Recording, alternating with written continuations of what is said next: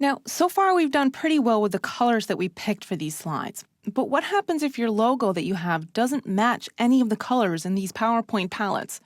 You can match it, even if you don't know the color values or RGB values, using something called the Eyedropper tool.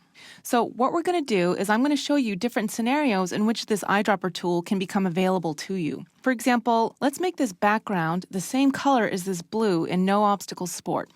Now we do that by going to the Design Ribbon tab and clicking Format Background.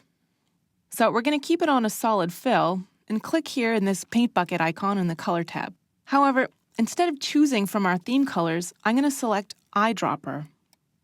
Now what this does is it lets me go over to my slide and hover over different aspects on the slide itself.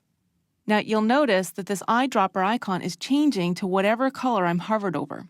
Now this actually becomes key because when things are shaded, sometimes you can find a minute shade difference in the actual color you're looking for. See how these two greens are very different.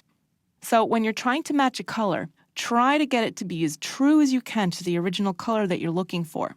I think this one looks pretty good, so when I'm happy with the color I have, I'm going to click the mouse. Instantly, the background changes. Now this looks great, but there's one more thing I'm going to do. I'm going to change my text so that I can read it a little better to white. So I'm going to click and drag and select white for the font color. I'm going to do the same thing for this header. Now there's a couple more things I can change. For example, on the bamboo slicker slide, I'm going to see if I can change this text to match this red.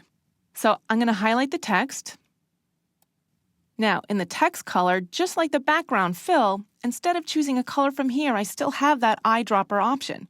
So I'm going to select it. And here's where I can hover over the slicker, and this one's got a lot of shading. So it's just going to take some eyeballing on my part to find one that I think looks good.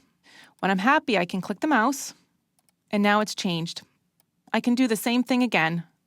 Although, because I've done it once, now it shows up in the recent colors, so I don't have to rematch it and risk choosing a different color by mistake. All right, we'll do it one more time to match this one because the No Obstacles home theme is purple.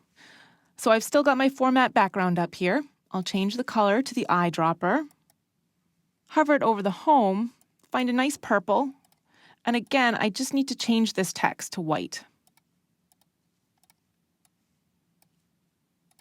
There. In a matter of minutes, we've taken 3 slides and added some beautiful color to them to give them a little more splash, and we didn't really have to do any specific color matching to get there.